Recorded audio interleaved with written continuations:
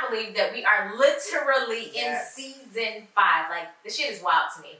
But we are here, we are back, we are so excited because we are bringing every conversation, almost every. There are going to be some secret conversations. You will only know about that if you are subscribed. But every conversation that you will see will be live in living color. How are you, my love? How are you guys? Listen, we have our resident, triggered animal here. Hi, Jackson. How are you? See, he even said hello back to me. If you guys are listening to this, we have Danny's dog here. His name is Jackson. We have one of the most, truly dope. Kenasha literally has been kicking shit and taking names since we were in college because we've known each other just that long. Yeah. Super dope. Super dope human. Not only is she the founder and CEO of the Black Professionals Network, but she is also the newly minted program director for FIU Venture Miami Opportunity. Did I get it right? You got it. All right. I got it right. The conversation today that we're going to have, which I'm really, really excited about, is about growing where you're planted. Yeah. And y'all know we here for a good time, not a long time, so we're going to hop right on in. Danny, how you feeling? I'm feeling good. I'm excited about this conversation, especially because a lot of times when you feel like you have to be successful, you need to leave where you're from. It's like, I can't do it here. You come up with all these excuses. Oh, it's hard here, it's challenging here. So I just love that you flourish so much where you're from and where you have made home and where your family is and where you went to college. I think that story is so important for people to hear, and I'm happy that you're here to share it. Awesome. Absolutely. Especially too because people feel as though I can only be this in this place, or I can only be that in that place. Yeah. And it's like, you're just like, no, wherever I am is where I will make it. Not only survive, but to thrive and to do really, really well. Yeah. And we're going to talk through all the things that you do because it's just brilliance personified. Well, you said a mouthful of titles and roles, and I think that people have so many titles and roles, especially women that were required and expected and supposed to uphold and be. Yeah. But nobody really asks us who are you? Who do you say that you are? Regardless of all the wonderful accolades and accomplishments, which are important and they do need to be noted. That's why we do take pride in making sure that we acknowledge how our guests want to be acknowledged and what they want to be introduced as, because it's you do this work. Yeah. If I went to school to be a doctor, my name is Doctor, right? Because I've done all this work, so it's important for us to do that. But then I think nobody ever stops and is but who are you for real? Outside of all that. So we ask all of our guests this. The first question is, who do you say that you are? Yeah, absolutely. Oh, so who do I say I am? I say mainly that I am a student of life. Oh. I feel like I love that, student of life. Yeah, and then never stop learning. Never stop learning. and that's cool. Never, ever. And just generally just super passionate about our people, especially people who often get excluded, who people underestimate. I think for me, if there's something that makes me I'm gonna prove you wrong, and I'm gonna show you that not only the people that you're discounting are brilliant, are amazing, but they can do what you do even better. So I think probably it's maybe a challenger. So if I say I'm a fighter of people. Yeah. So I feel I think that's how. And then ultimately it's just the other titles. It's I'm a friend, I'm a daughter, I'm a very devoted godmother. Okay. But I feel ultimately, I think, I just hear myself as just a person who, just exudes joy and just exudes wanting to do the work that's most aligned with her soul. Ooh. That was good. I love that. Especially a lot of times people forget that, and I was speaking with my I would call her my mentor mommy. She don't know it yet, y'all, but she gonna learn today. I call her my mentor mommy. But I was speaking with her earlier today, and she was saying a lot of people get so used to executing that they don't take a moment to take stock to see, is this aligned with my spirit? Mm-hmm. Does this light my soul on fire in Yeah. a good way? Am I excited about this, or am I just executing because this is something that I'm good at, something that I feel that I should do? Yeah. And I feel like in all the roles and all the things that you've done, it's always been very heart-centered. Mm-hmm. And for a lot of people, they forget that, hey, yo, outside of all of this, there is a heart and a soul and a spirit part of you that you're going to have to acknowledge exists. Correct. And there's a parable, and Danny's going to look at me sideways, and she always does this, y'all. But there's a parable that says a man is without... She calls me evangelist, y'all. All right. I Do the gospel work. Do God's work, girl. Go ahead. I've never seen someone who just is so anti-religion quote the Bible so much. Like, what are we gonna get up and give a testimony? First of all, I'm anti-religion. I am not anti-God. Okay. There is a difference. Okay. I don't fuck with religion, but I Go fuck ahead, heavy with God. Quote the 19th Bible scripture of the season. Let's go. Whatever. Anyway, y'all, there's a parable that says a man is without honor except in his own home, Mm-hmm. in his own town, among his relatives, right? Yeah. However, what you did is you decided to carve out like your own path and create your own lane and write your own story. And the question that I always have is like, how have you been able to thrive in the place that you have called home?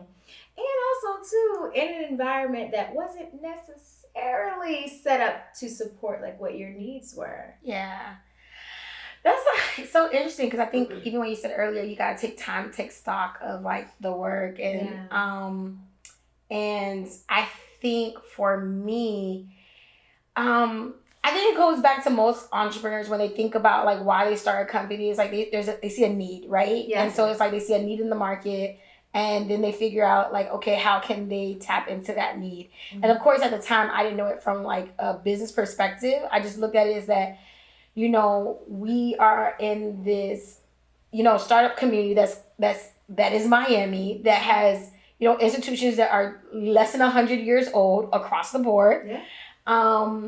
And that has historically always been a thriving Black community, but because of, you know, new communities coming in, into the fold, that has displaced and shaped the narrative. And I think that inner warrior in me kicks in of just like, no, like, you're not going to say that there isn't a Black professionals community, that women aren't going to be able to get access to this funding. Like, you're not going to say these things and make it seem like it's true. Like, for me, and I think it also because I am a trained lawyer, even though it's so funny that when you said about like alignment, knowing that I didn't want to be that world to be like how I serve, like was how it was very helpful in realizing like this, I know I want to advocate, but not in this way. But then, and then so it was great to see that I had another means to advocate that felt really more in alignment of more than just like we win a case, we win a deal. It's like, and not saying I don't do this work with Venture Miami, but then also encompassing Venture Miami and BPN, it's just being able to see that we're teaching people kind of just like how you can do this for yourself. How do you get like the tools so that you can be able to thrive here? You can scale your business. That though it's going to be challenging. I always tell people, challenging does not mean delayed. It doesn't mean that you're not going to get to the destination. It just means that this is something that's reminding you that do you really want it? And it's an invitation. Yes. Invitation to go harder. Invitation sometimes to go harder, and it also tests your will. And then so it's just like, so I don't shy away from the fact that it is challenging, but I to discredit from the fact that it's still doable. Absolutely. Yeah. Absolutely. And I think too, with what you just said, is a lot of times people think like, okay, because I went to school for this, or because this is how I'm trained, this is the only way to do it. Yeah. And I love the fact that you decided that, okay, yes, I'm trained as a lawyer. However, I want to advocate in this way. Yeah.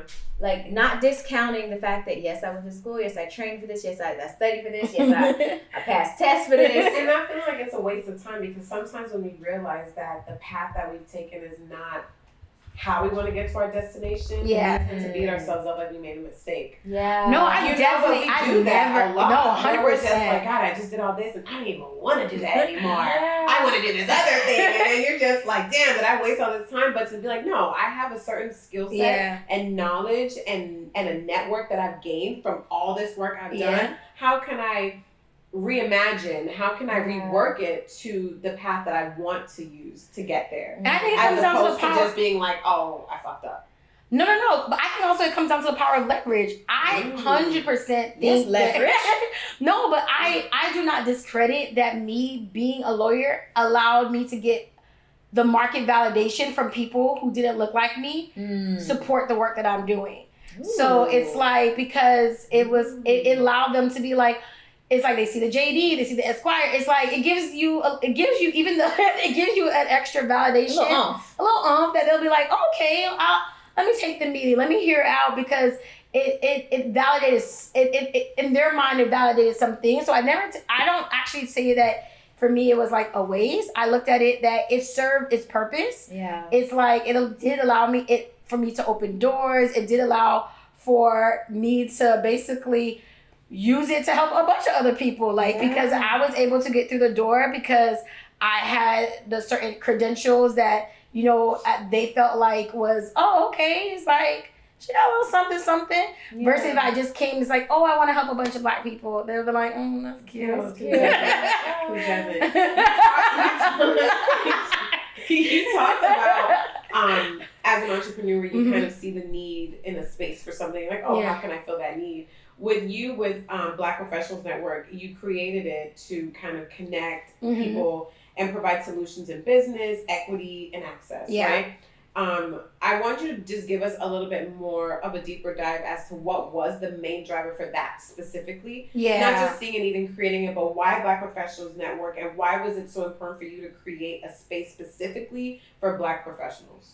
Yeah, great question. I feel like for me, so like I said, it does go back to my time in law school. When I was in law school, I went to Nova as predominantly, actually was more predominantly white than Hispanic. Mm-hmm. So there, and I know that white with minority, so they probably know somebody at Nova Mission's like, no, but there's Jewish, there's the Russians, the German. I get it. The whites with ethnicities. Ethnic white.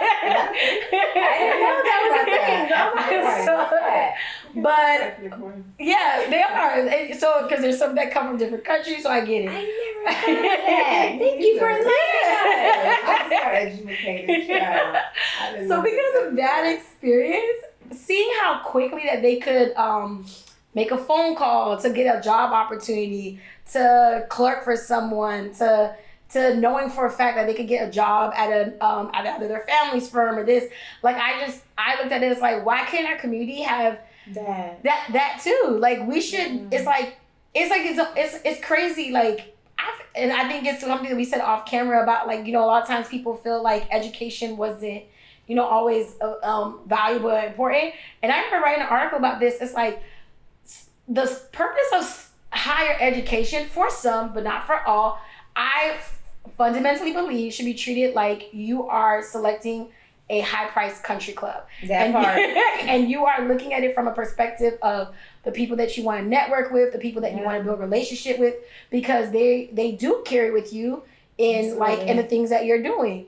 And so I saw that, like, my education experiences taught me that social capital weighed far more than education, than knowledge, and who you know. And not just who you know, it's who knows you. And who knows you. Yep. Who can vouch for you, who can sit there and say, like, definitely recommend Kenasha for this, or definitely recommend Diddy for this. Like, absolutely. That was key. And building those relationships that have that interchange was important. So I would realize, like, because of our community's, I guess, relationship with networking, relationship with community, and I understood all the historicalness of, like, sometimes why we are, we have almost like a trauma around it. that we go at it either very transactional or very Guarded. yeah, very guarded, right? Like, what are you gonna take? Yes. Well, yeah, if you were on a plantation and you were too close to somebody, it could literally cost you your life if you was like, or your wife, or I'm your thinking about kids. running away today, and the motherfucker's like, oh, I'm telling massa. Yeah. Like, that is real trauma that's passed down to us, where Yeah. there's a lot of mistrust and distrust and all the fucked up trust in our community because it would cost us our life if we Exactly. trusted the wrong brother or sister. I mean, that's a 100%. real thing that I don't think we really like. We're always like, oh, why don't we want to support Black businesses? Or, Yeah. oh, you don't want to. And it's like, it's so much deeper than just like shitty service. It's just like there's a real distrust. With Yeah, that they're not going to take care of you the way that you would take care of yourself. Yeah. And it's just like going through that experience, I was just like walking away with that knowledge, like, yeah, it's cool, I'm getting this degree. Yes, it's cool that I'm going to schools, but it's really more important the relationships that I'm having there. And I was like, I want to teach my community the power of relationships and the power of social capital and like how important it is for us. If we are in the room, we're always talking about like, oh, we were together. But I'm like, we can be together, but we got to get to that place that we trust each other, that we can't trust each other without being together. Yes.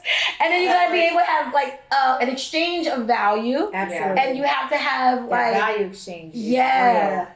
And understanding what that means to exchange value, Yes, right? because what I may possess might not be valuable for you in this season, so your focus is different. Correct. And understanding that even if I'm not focused on you in this season, it doesn't mean that I don't still love, honor, and care about you. It just means in this season I need something else to water the garden. Correct. And it doesn't mean that you're not valuable. Yeah. It just means the value that you're providing is not what I need at this moment. This time. Yeah. I love that you saw that need and that you recognized that it was something that we needed to do, because there are communities that are so intentional about that. Yeah. And it's literally why they are where they are. 100%. It's like the reason, though. You know, it's not like, oh, it plays a role. Like, no, it's that. It's the intentionality of where your children go to school. Who they marry. What schools they... But it goes on to the grocery store. Like, y'all are thinking about, like, I want to live in a good neighborhood for crime, for low crime and violence. It's like, no, people are picking neighborhoods based on who they can run into at the grocery store. Yes. Like, you have to think about, like, people are who's responsible if they meet. That intentional. Why are you in my business? Because that's literally why I shop certain places. No, I've learned, but it's something that we're not taught that. Like, and I mean, even in a dating realm, like, I've interacted with women of other races that, like, they only sit at these places so they can meet these kind of men. It's like,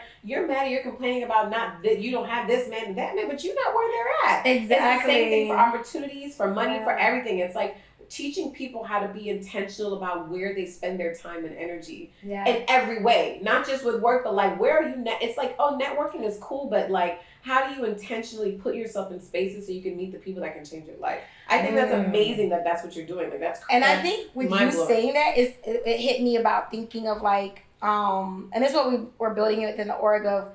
There's trauma around vision for our community. I think because there's so many of us have seen that we haven't lived, family members who haven't lived past 60, haven't lived past 70. Yeah. So our ability to think long range sometimes is like it makes you, it prevents you from being intentional with your decision making because you live for the moment. Because all you have is, in your mind, you think all you have is the moment. Which is beneficial in some ways, right? Like, it has its moments. In some ways, but... Also,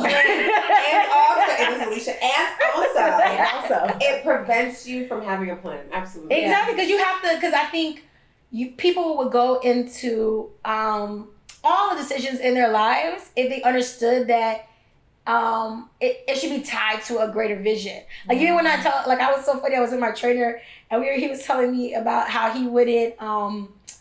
He doesn't sure if he would ever get married, blah, blah, blah. And then I was just like, look, like, you have to make sure you find a person that fits your vision. Love is fleeting, but vision is forever. Girl, you better say that one more time.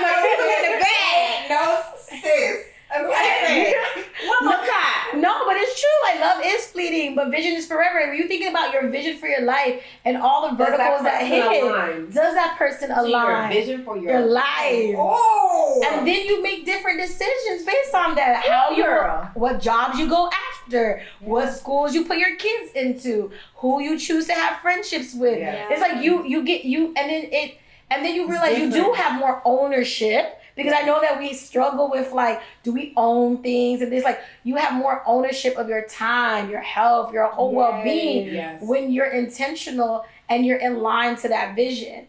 And so for us, it's like, and people be like, oh, we're just networking. Like, no, like this for me, it feels very like ministry work. It's like, no, I want you guys in a space.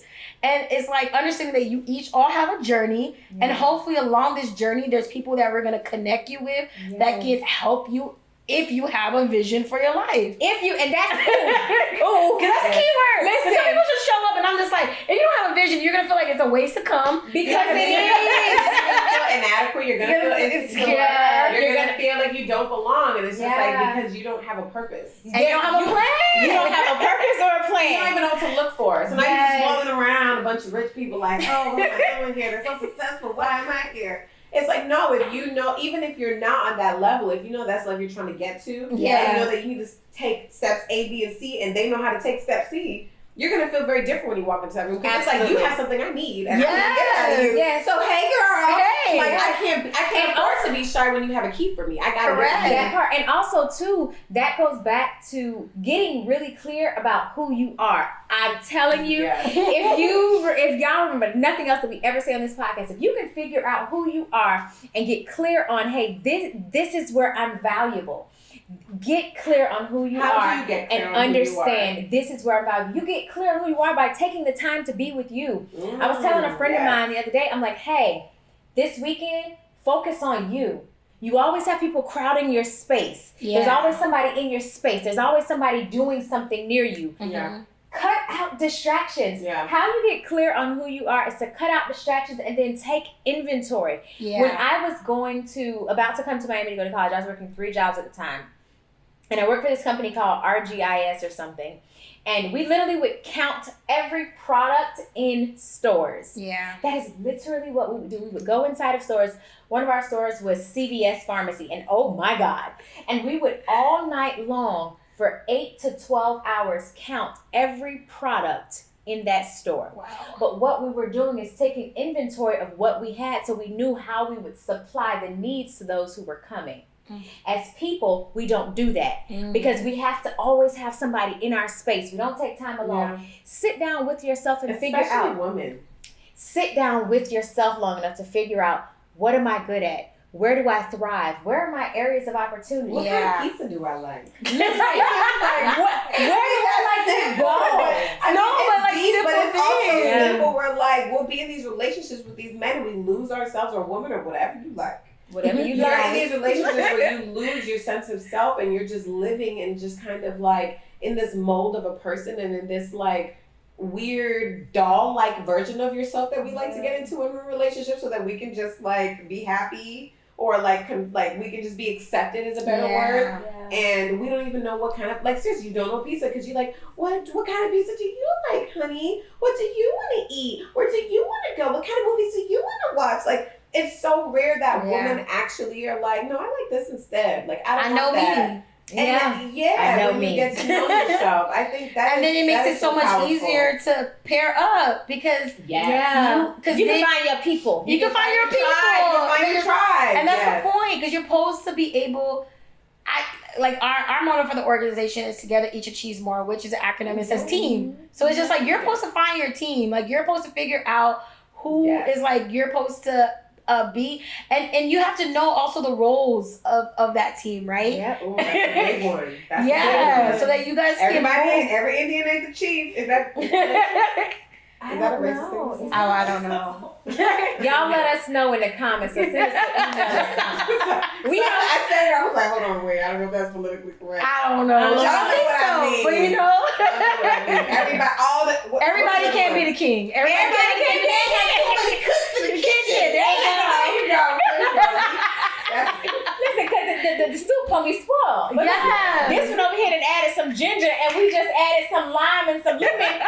One of these things do not go. Yeah, no, it's true. No, I love that you've made this distinction between finding a team, but knowing the roles that you each play on the team. Like everybody's not the quarterback, everybody's not the running back, and also finding the team, knowing the roles, and being comfortable in whatever role you have to play. Yes, and that's where you're gonna have to go to some therapy to get that ego together. Yes. Get your ego together. Yeah. And I think too, so like that is something that it brings up or brings to my mind, like growing a business, especially without a blueprint. Whew, it can be a wild experience. 100%. And yes, you may have looked at others and be like, hey, well, you can make a phone call. How come we can't just make a phone call and get this, that, and the third? Which honestly is how I make sure I orchestrate things for my daughter. I want it to be that when she wants whatever, she can just pick up the phone and like, hey, auntie so-and-so, I need X amount of dollars. Yeah. Who can you connect me with to go ahead and invest? But what you were saying though, is yes, you saw how other people were able to do it, but there was no blueprint for you to do it yourself. So what was that like growing a business, especially how you've grown it? Like what were your biggest like challenges professionally when it came to like growing and building when there is no blueprint? Ooh, there's so many challenges. It's so many. Yeah. And some related to the fact that if you're a woman who's leading, that's always can be there's challenges that comes with that. Yeah. But I think the biggest thing I would say is not doubting your vision. I think it's like, because it invites people to add unnecessary commentary, unnecessary, because they'll start implanting their vision on you of how you think it should go. Yes. And if you're not if you're not firm on that, and it can get chaotic. So I feel like in the beginning, everyone knows, like, I try to make sure that things feel as very collaborative as possible, but I'm very also execution oriented. So I wanted to have like different boards, different leaders on board to sit there and be able to kind of help shape the direction of the org. Because I was like, this is for the people I'm serving. This is basically me, it's serving you. Like, tell me what y'all need. And then you learn really quickly, people don't know what they need. And then people want different things. This was cute. And also. This was cute. But then also you realize, like, God put it on you, right? And so it's just like. You the vision, so I can't expect you to understand. I can't outsource this part. Yeah. This part I can't There's a lot of things you can outsource. But this is one of the things you can't. Is not one of them. And you gotta take, and it was taking time to really be very clear about like, we spent so much time to even figure out the niche, because we have like Black Professionals Network that could serve a lot of different, it can go so many different directions. Yeah. Mm-hmm. And so for us, even recently, like it like hit me, I was like, you know what, like all the things that we're doing, what I saw as the common thread is that we serve a community that wants to be future legacy builders. Like they want, and they need an ecosystem that can support those long range goals. Yeah. And every person defines legacy different. Yeah. Whether it can be legacy from your family, whether there's someone who wants to impact legacy through legislation, through lobbying, or you have people who want to create impact legacy from just their activist work, and community. And so we realized, like, if for us, what we started calling our community more is that they're certified legacy builders. They are trying to create long range strategy aligned to a vision of what they want for their life. And that there is a roadmap to that. Like when we look at people like a Jay-Z, or you look at even a Kanye or Rihanna, like all of them, Oprah, like anyone you name that we see that we highlight as, especially in entertainment, and even in tech, there's a lot of some people who in tech and business that have done the same. That you see that there is, if you dissect them in a very objective way, you see that there is a very key blueprint. Yeah. And for us, we were like, okay, let's figure out how to emulate that and bring those type of thought leaders, different types of people to help them get to those legacy building goals and support them holistically. And so for me, it was like, the challenge is always just like, you're going to have people who want you to do X, Y, and Z, and you have to be very firm. Like, no, like, this is the direction I want for the org. There is so many orgs that's out there. Yeah. If you want to serve that audience, I'm very firm. It's like, either go create it yourself and I will support you. I invite you to create it yourself. or join an organization that already exists that probably is doing that work and amplify it. But the vision and mission of this org is to be an ecosystem for legacy builders.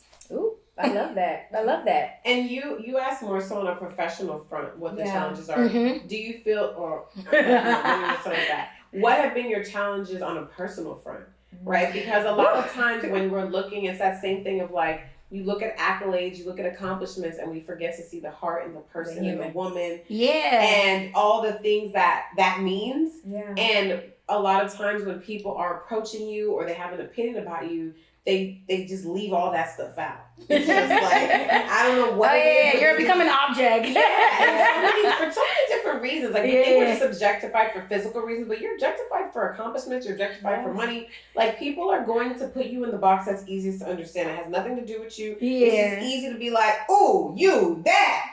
Boom. There we go. Like, that's easy for people to just say, you are this, caveman style, draw you on the wall, and it's over, right? Yeah. I don't want to think too deep about who you are. I don't have time for that. I don't have time to read your bio. I don't have time, like, or watch a documentary and see for all the things that you are, Johnny. Like, I don't have time for that. Like, you are a lawyer. Bye. That's it, right? So I always like to talk, and I always love to have conversations with professionals, or especially very well accomplished people, about their personal journey. Right? Yeah. Because it's just something that A, nobody cares about, and B, it's something that I feel like is so valuable to your accomplishments, like the things that you're experiencing. So I want to know more. So what has been your personal challenges with trying to create this enterprise that you're building? As just the things that you just deal with at the house. Like, when Kenasha's alone and she's with her girlfriends, like, what are some of the things that come up for you?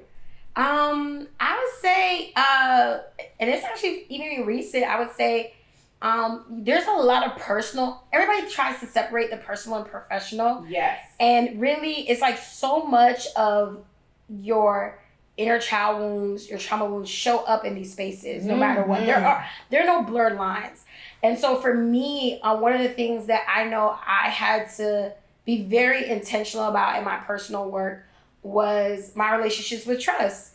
Like, I feel like for me, because when you become like a doer executor, you trust your ability to get things done. Yeah. But when you have to release that to others, it's like, ooh.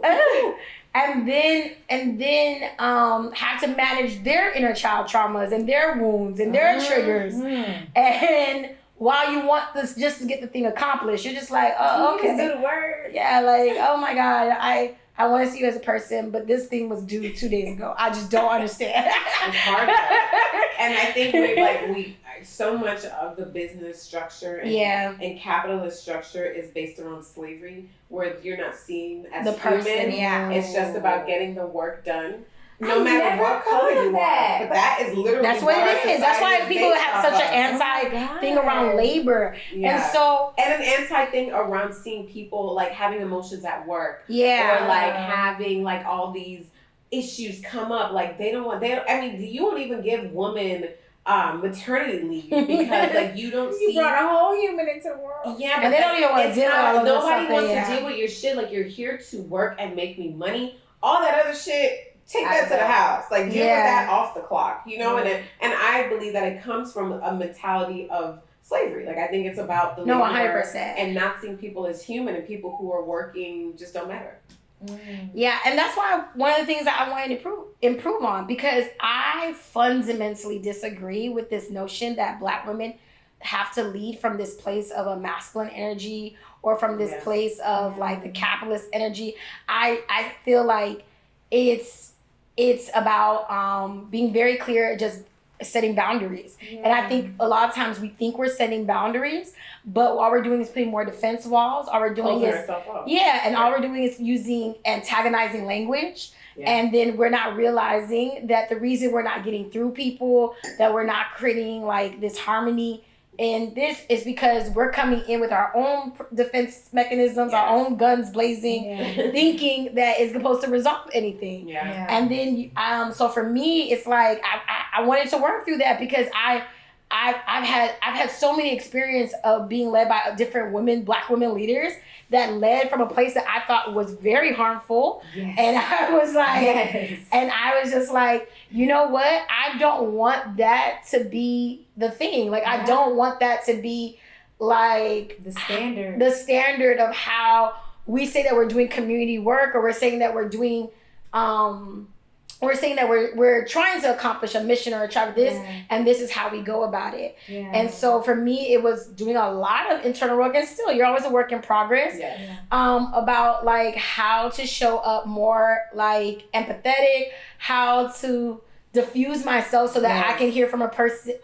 I don't get easily wounded by a feedback. And then learn how to like work through those things so that the person can feel like we're coming to a compromise, or we're coming to an understanding so that we can move the needle forward. Because we still have to remember that regardless of capitalism is, we have a mission at the core of this. Like there is, even if you think of it as like a ministry work, this, like take that aside, like there is an objective to accomplish. Yeah. And so in order for us to get that objective accomplished, we have to get better at like communicating and being very clear about the boundaries that we're setting, and coming to people, treating them that like they are people, and giving them the grace. It's not easy. So you have to, I had to. We're not walking like that. We're No. not like that. Yeah. Think about it. It's just transforming your everything.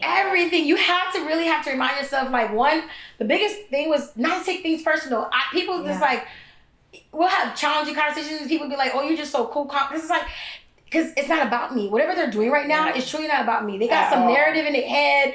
It's like, I'm totally on story. I'm not the co-editor of that narrative. Yeah. So it's just like, Don't take it so personal. so I don't even, it's like, for me, it was just learning to like, not to take it personal. It's like, this is what they're doing. And then to be brave when I do feel uncomfortable, when there is moments of conflict, to say, hey, let's talk about this. Let's discuss.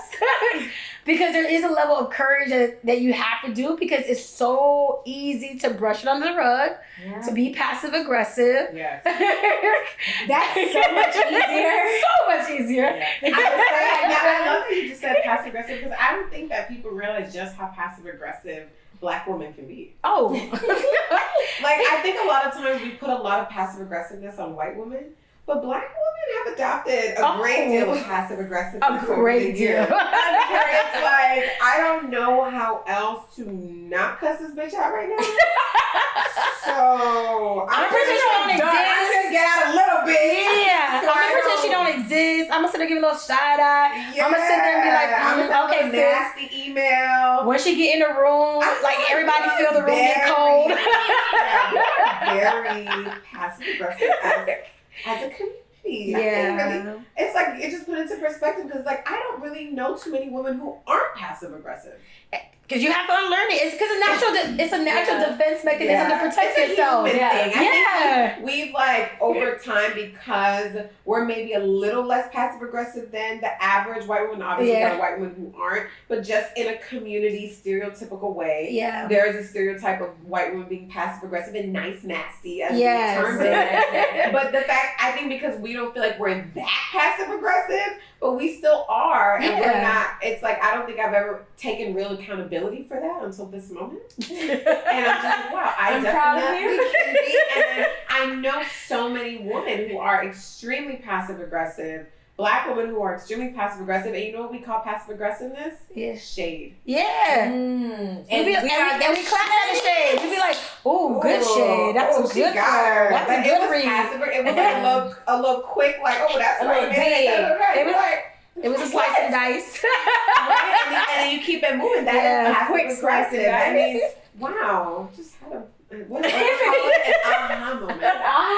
But I've had my share of those, and I saw it like in leadership, and I just realized like how it's rooted in like from your personal, like you know, feeling like if people have let you down in the past, feeling like if you feel like people don't show up for you in the same way that you show up for them. That's a big one. That's a huge one. Yeah, so it's just like, and having to work through that, and it's realizing like, one, you got to be accountable to how you pick people in your circle. You got to, because that comes. Because think about it. It's like in your business is. You can't pick your family, who probably are the root causes of a lot of your wounds. But you can pick your friends. Yes. You can pick if you are starting a company, you can pick your partner. You can pick even if people say you can't pick your coworkers, but you can pick the company you work for. Yep. Yeah. Which is essentially picking your coworkers that you have. Yeah. And you can pick, if you're in entrepreneurship, you can pick the team that you build. And the clients that you work with. And if you got to be accountable to how you choose, and then you have to be accountable on when there is conflict, how to best resolve it to make sure that it goes back to the objective. And it's a lot of coaching on how to have effective communication. And I had an executive coach who was like, because I used to be like, well, how do I get feedback? Like sometimes I was like, I want to get feedback, and I feel like I'm super sensitive to other people's trauma of like that they probably came from households that are very critical, and feedback feels triggering. Yes. And now she just was very mindful. It's just like, you give feedback to people who are on the long-term journey with you. Everybody doesn't deserve feedback. Ooh. Wow. And So literally, I was That is talking really- to that's some someone. real That's shit. some real shit. Yeah. I was talking to somebody the other day, and they were like, "How come you never sought for closure?" And I was like, "The closure was in the action that they presented to me. That was my closure. You showed me exactly what you felt, how you thought, by the actions that you took. So why should I give you feedback now as to how you can be a better human moving forward? No. You've showed me what it is, and just like what you said, you don't deserve feedback." Yeah. No, but that is so powerful, because I think a lot of times we think the feedback is like the person needs to just know. Like we get this feeling like, I just need to let you know. But it's for us. But it's for you and your ego, and Yeah. it's for you to like make somebody feel a little bit like shit. The slice and dice. It's for you to like dominate someone and to make them feel smaller than sometimes how you feel. Yeah. Sometimes I think that's one arena. But I like that everyone is not deserving of your wisdom, of your knowledge, of your expertise, of these things that can literally make them better people. Because you may not be their tribe. You may not be their messenger. Yeah, or they may not know how to value that information. They may not realize that, hey, this is like the thing. Yeah. You know, like every great athlete, great person has these words of wisdom that change. They all have something that was like, this person said this to me, and I took it and I ran and I did something with it. Yeah. I'm sure there were a million other people that got those same words of advice, and they were like, Could have be 8. yeah, or that doesn't apply to me, or he thinks he knows everything, or she thinks she's all that. So I love the idea of the person who gives the feedback knowing the value that is wrapped up in that feedback, which is all the years and all the work and all the time and energy that you put into being able to give that feedback. Yeah. And knowing who's going to take it and do something with it. I love that idea, and removing your ego from your feedback so you can really know when and where and how to give it to the right people. Yeah, because I think we're so scared about the narrative people create in their head. Yes. And then it's like, and I've had that happen several times with like,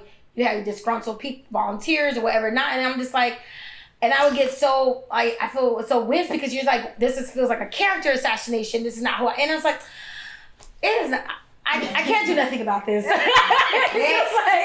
like, no, and then people feel like it's being dismissive. It's like, I can't. And it's like, I feel like my energy is best suited for things that I can control, the things that I can do something about. If this person wants to carry this narrative, it's just like, it's like, the only thing I can do is like, when they're ready to absorb the feedback, to have the conversation, then be like, you know where my number is, it didn't change. It's like, we can talk.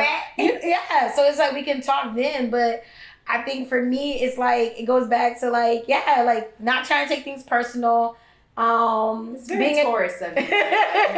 Yeah, just like being very accountable to how I picked, and being very accountable on like communication, the boundaries that I have. Oh, I love that. And it's crazy too, because that is a very high way to do business. Like that's a very high thought. Trust me, everybody don't got that thought. It truly is. Especially too, because like Miami has like a reputation of being more challenging. Yeah.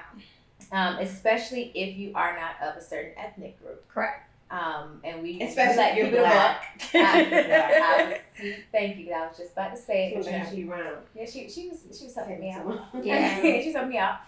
So if you are black, it is been long believed that it is a lot more difficult to thrive in this market. Correct. So what advice or like what steps would you give to anyone who is looking to become a legacy builder, especially as a black person and as persons of color too? Yeah, Miami is challenging because, and I think people have to understand Miami is challenging not only because of the ethnic demographic, it's challenging because technically it is a startup. Like if you had to think of a city as a company stage, it is the equivalent of a startup, of a startup company. Literally. Because it's still defining its identity. It's still figuring out where are going to be its core industries. They're coming, and even though they have come, that they're here now, they're still in development. Yeah. Like there's whole ecosystem. They're not even 50 years old. Yeah. We have industries now that are not even 3 years old. So they're babies, right? Yeah.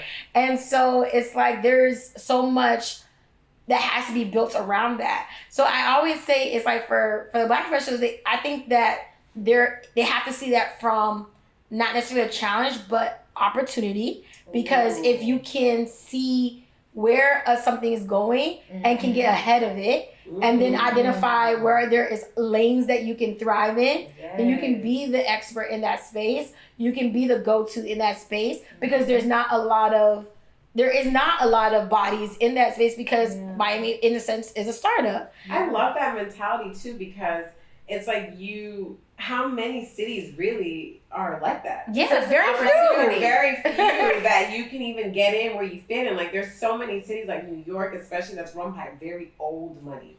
If you don't have that, like to get to, like you can get to a certain place and then you're definitely going to plateau and you're going to hit the ceiling. Yeah. Because they only let a certain group of people in a certain level. I don't think we should adopt that. So I don't believe in adopting. I don't believe in just accepting that, I'm going to hit a plateau or I'm going to hit a ceiling. I just refuse to accept that. Well, I'm not saying, I mean, you cannot accept it, but it's just, or maybe it's a trend. I think there's like the fact that it's possible to break through. It's possible, but it's just wildly difficult compared to if you're trying to do that here in Miami. I'm just drawing, I'm not saying it's impossible, I'm more so drawing comparison to trying to do the things that you can do in New York and Miami are two very different things. Very different. Because in Miami, it is like a startup. It is a young city. It is a young, everything here is just still bubbling. Yeah. Where so many places are so established, it is a lot harder to get into certain circles in New York. I mean, that's why it's New York. Yeah, you have regions that they've never seen their mayor because of it being that, like the role is so isolated and it's because of all the work that has to be done here. But I feel like on average, most people, if they really wanted to, they could see the mayors in their city here, like if they really wanted to. Yeah. And I think it's like, and then if you're very clear about the value you want to present and like what you want to accomplish, you can.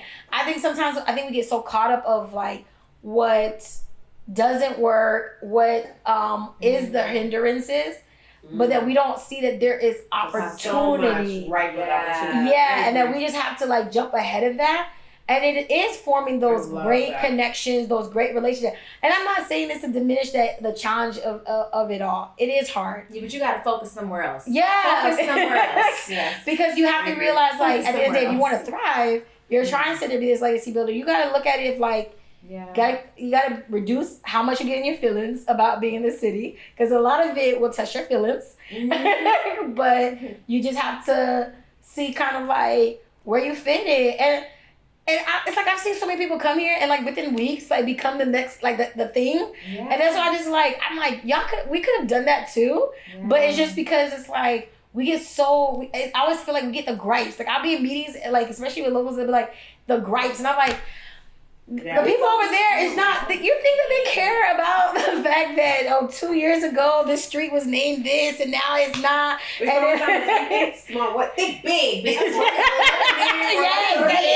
big. Think big. I love that breakdown because I think it's such a hindrance to us as a community where we focus on very minor, just very unimportant things. And I hate to diminish or like belittle anybody's emotions about things, but I just think as a community, Black people are so emotional and easily swayed.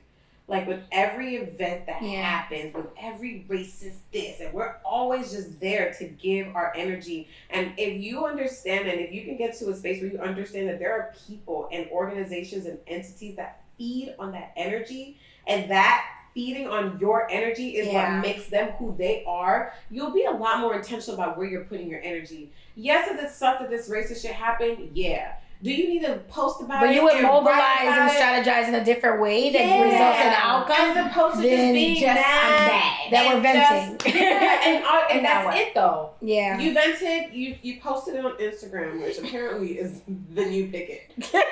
You did all the things and you're still where you are in life. Nothing has changed of the thing that you're mad about. You haven't done anything. You haven't mobilized. But they got your energy though. Yeah. They got the attention they wanted. They got everything out of you, but you got nothing out of them. And that is the plight of the Black community. Yeah. Is we give all the things and there's no reciprocity. So that's why for me sometimes it's just like, I love when you're just like, hey, look, that it is real. It does suck, but let's find, that's how we create the underground railroads in today's society. Let's find that other way of doing things. Let's dig behind here. Let's look behind. Let's lift this rock, flip this open, and figure out how we can figure it out within and amongst ourselves and get the help from other allies and people in different communities that will help us so that we can stop making excuses and put our energy in the right place. We spend way too much time and energy on shit that just don't fucking matter. Don't. It makes me mad. I understand writing about this right now. Who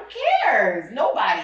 And I think it comes from a place of just like when you feel like when you see people have tried and then it comes down to like, you know, seeing the pattern of disappointment where you see people have mobilized, they did execute, they did flip the rock and then and didn't materialize. So I do understand from that perspective, but I don't know, maybe I'm just a stubborn child and that's the Taurus to me. I'm just like, but did you try anything? Did we try something different? You haven't tried everything if you haven't found it. Did we call you still alive? I didn't say you didn't try everything. You still alive. There has to be more to figure out. It's like there's so much like we can figure out, flip, do, and it's just like, and maybe we have to bring other people on, and maybe we have to switch up the role, or maybe it's a strategy. Maybe you should be the leader of it. Maybe we need to pick somebody else. Yeah, because there's sometimes I think there's a lot of ways that we can look at the problem and think of a very strategic solution to it that I think would allow us to all do both, because I think there is room to reflect. There is room to be able to call the thing what it is. To call a thing a thing. Absolutely. Yeah, you need that. But then move it to the next. To move it to the next step of like, here's the strategy, here's the execution. Yeah. This is how we're going to make sure that we feel like we really got something out of this. And finding that community of like-minded individuals. Correct. Finding your tribe who can help make that process easier. 100%. That's a big part of it. It's just like finding that community. And I love that, like I said, that's literally what you're doing, creating this Black Professionals Network where Black people can find people who can make those challenges maybe a little less challenging. A little less. I mean, day amongst us, we're going to enjoy, we're going to laugh, we're going to sit there. Yeah, because I feel like at most part, it's like, because that we love to sit there and focus on, of course, the professional development is, but we do a lot of stuff that centers on joy and being able to self-care and knowing that that's needed for the journey as well. Absolutely. Especially for us. 100%. Self-care. Soft girl era. Woo. Yeah. I'm so glad that it's how do you, speaking of joy and like fun, like how do you, when you're doing all the things that you're doing, how do you integrate fun and joy and love into your life when you're trying to blaze new paths? Like how do you do, maybe you don't. Like, no. How do you kind of like do all the things? Because I'm a firm believer that you can have all the things but maybe not at the same time. Yeah. So like what does that look like for you when you're trying to like still maybe balance a love life, date, and do all these things? Because sometimes professional women feel like I'm just professional, I have to focus on this, and there's so many stories of women that's like, hey, I'm professional and I focus on this, but I really wanted children, but now I'm 49 and I can have children, but it's gonna be real challenging. How are you kind of that whole integrating? At least doesn't like the word. I would say that integrating. That whole spiel that you said, I feel like that could be for a whole other conversation because I definitely feel that a lot of women use that as defense mechanisms. And part of there is like, my team knows that I hate when women come to networking mixers. If they are on the vision to find a husband, do not lead with your profession. You do not enter spaces you do not enter spaces and present the value that you think is valuable. You present what they think is valuable. And that, for a lot of this, is not the same. So it's like... Ooh, interesting. Yeah, like, you being... That's good dating advice. No, but like, you being an attorney, and you're going to be like, oh, I'm an attorney, I do all of this stuff. It's just like, cool. None of that tells you if you're a kind woman. None of that tells me if you're going to be caring. None of that tells that you're going to rub my back in the middle of the night. None of that tells any of that stuff. So I think and that's what I find a lot of, I know, like, in our peers, they're looking for that. So definitely, I always, when some people be like, oh, the pressure, I was like, yeah, it's, and I've been there where if I felt like I used it as like, I was work, and I was just like, is this really aligned with the vision I want for my life? Or is it, or am I using this to create scapegoat, like create some walls? So for me, the way that I can be intentional about adding joy is that no is my favorite word. Like, no, I love the word no. So for me, I'm very just intentional. Like, no, I can't do that. So sorry. It's like, I have to revisit that. No is also a full sentence. Yeah. No, period. No. It's like, no, thank you. But really, it's like, no, thank you. Yeah, and just knowing what makes sense for me in that moment. Like, especially recently, I've just been very intentional about carving out space to be with like family, carving out space to be with friends, and realizing I've been able to do more because I finally got more clear about my vision for myself. And so when you're more clear about your vision, it allows you to know what to say yes to, what to say no to. Because you're more intentional with yourself. Yeah, and then you can like, and then it also makes it way much better to date because I'm just like, okay, I know you can't fit this, you can't fit that, I won't be able to. And sometimes I'll say like, I'm not gonna be a good partner to you. Like, so it's just like, what you need, and what you want, that's not the life that I picture for myself. I love that. That's too, being honest, like I can create all types of joy. Like I literally can create the like boundless, bountiful, abundant joy when I'm honest enough with myself to say, hey, this is great for you. I love this for you. And for me, not so much. Yeah. Like, and be okay with it. Yeah, and have the honest and tough conversations, you know? Letting men know what's up off rip. Like, hey, I do enjoy cooking, but I do not want it feel like labor. I like for it to feel like like it's an act of love. I don't like to feel obligated. Yeah, the day you make me feel like it's labor, you're gonna see me cook less. It's like it's like for me, I know I want trust fund babies. If you don't want to sit there and create a life where we're going to have trust fund babies, that's part of my legacy building plan, then I don't know what to tell you. Like, it's really important for me to sit there and have that as part of it. Do you feel like men get intimidated by that? Like intimidated by you in general based on just who you are and how you approach and how you show up in the world? Well, yeah, but then I've grown to see that maybe they're just not the right front one for me if they go through that. I think time has made me get to that place. But it's not saying that doesn't come a cons with that, because one of the things that I'm still struggling with is that men have this habit, if you are an accomplished, if they respect you, like they'll put you on this pedestal, but then it removes your femininity and sexuality. Yeah. And I hate that. It's like, it's just like this, they're just like, oh, but I respect you now. And it's like, and I know that's a compliment in their head. It's like, respect me, but I want you to choke me. Make me shut up. If you don't choke me, I'm going to tell you what to do. Yeah, and then we'll feel some kind of way, but like, they're just like, what are you talking about? During this time, don't worry about respecting me. I need you to fuck the shit out of me. All this respect that you got. Respect is getting in the way of some good sex. Put it on the show. The respectability right now is like killing the vibe right now. You feel like being on a pedestal where they like can't see you as a sexual goddess. Or they feel like, because they feel like feminine energy. Yeah, I feel like it's almost like they feel like it's being disrespectful. It's not like but maybe honoring. they feel like you're too good for them. Like No. they feel like you are. No, I get where it's rooted. Honestly, it's like when you understand how kind of like men move, it's like it is a compliment. It really is coming And from. also, Yes, it is coming from a sincere and dear place, but it's still problematic because it makes you think of like what are your relationship with the other women like then? And it's like, what is? Can I ask you a question? Like, I want to do something in real time.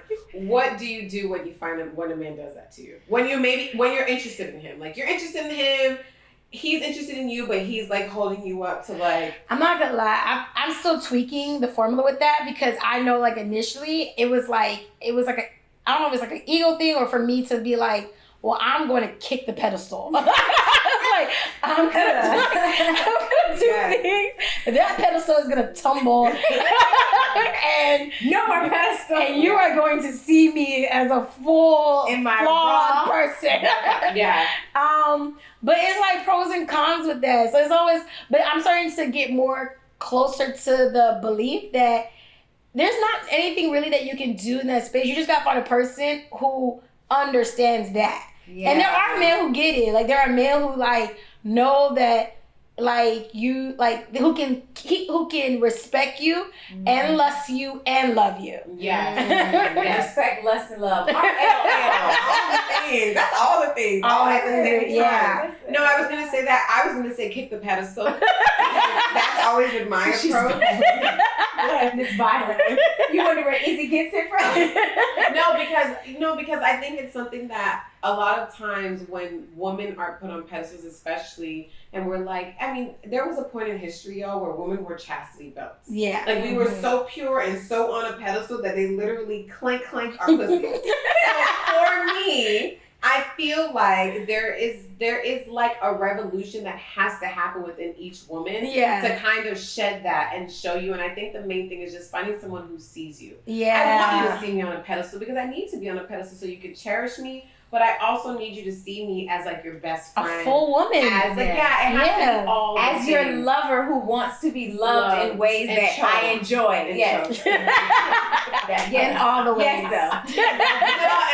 But I love that that's your approach to kick the pedestal. I think if you keep kicking the pedestal, I just think that the right person will come and adjust it. Yeah. And be like, you kick the pedestal. All right, I know that you all that. I know you're a little ratchet. I know you like to go to the strip club. I know you like to do all this thing. But you're also this highly intelligent, highly motivated, inspirational, aspirational person Who likes to be choked. who likes to be choked. Yeah. Like a little. We're not saying that you like to be Who choked. like a little kick. Yeah. You know, and I love the space that women. I wish. And I definitely want us to find someone to do something, a conversation on just feminism and the feminist movement, because I wish feminism would really actually embrace femininity. It don't. It Like, tells I you mean, that it's crazy that it's throw called the femininity feminist at movement, you. but it Don't get doesn't me started. I embrace. said that'd be another whole conversation. I know, Because I made a white teacher we so got round. upset in undergrad. Feminist shit. But Oh my I'm God. saying that to say, like, I wish it embraced that because we're just so much more than what we do, and I think the feminist movement is just Only about focuses on what we do and not who we are. And we need to get back to a space where I think there was a time where men did kind of value who we were as women, but there were just so many men who took advantage of that we were like, hey, never again. I'm not going to do that. You're not going to be able to take advantage of me, you know? So I would just like, I love, and I'm saying I would like it, but I think I am seeing a space where women are kind of coming a little bit more full circle, where we're kind of stepping a little bit back, like, hey, I actually don't like to do all this work, and I'm really tired, and my feet hurt, and I want a man, and I wanted to pay all the bills and stuff, but I still want to be a boss bitch, and I don't want to cook. Yeah. Right? Unless I want to. Unless I like it. And then might be like, okay, that sounds like a lot of things. I'm really confused by all those things that you're saying. But I feel like the men are coming along. Like, they're like, okay. Like, okay, I guess. Because I think they're starting to get it's reversed. Because I one example I always give is like when men take out the trash, right? Like how we feel about cooking. Like men hate. When you think about men hate when you feel like you gotta take out the trash. Like I'm bad. I do not think of it. I was just like, or they'd be I like, refuse. you better do it now, right? Like this whole like this, and I'm like, you see how you know already that part of like part of one of the roles you have is to take out the trash. But you don't like it when I'm making it like it's a demand, that I'm making it an obligation. So why would you think that I would want that in return for cooking or cleaning? Yeah. Like, so it's like, give me the same like grace that you want for me not to be seen naggy about you gotta do this and do that. Yeah. Give me that same grace. And finding a space The to kind of Yes. a space to kind of honor the little things. Like if my husband takes out the trash, I put the trash bag in the new trash can. I don't even do all that. But I do that. Like I'll be like, okay, he took out the trash. Let me put the new trash bag in the trash can. As a thank you. So he's done. Because Oh, that's so sweet. or like if I cook, he'll like put the dishes in the dishwasher, or he'll wash, he'll clean, he'll do the dishes. Or like, you know, like, so it's like, I think people in general need the partnership. to Figure out what makes sense for that. y'all. Yeah. And my parents, I feel like, was a really good example of that. My parents, like, they had traditional roles. And my mom, she was the cook, but she was a cook because she was like trained like that. She's like a chef practically. So it makes sense that she's the cook. But my dad, he cleaned more. My mom, I feel like my dad's more of a cleaner than my mom is. Oh, interesting. Yeah, so it's so I'm saying all this to say, like, I love when a successful woman, an independent, I'm sure, woman can also be like, hey, like, this is the world, this is how I'm showing up, but there's also this other side of me that needs to be tended to.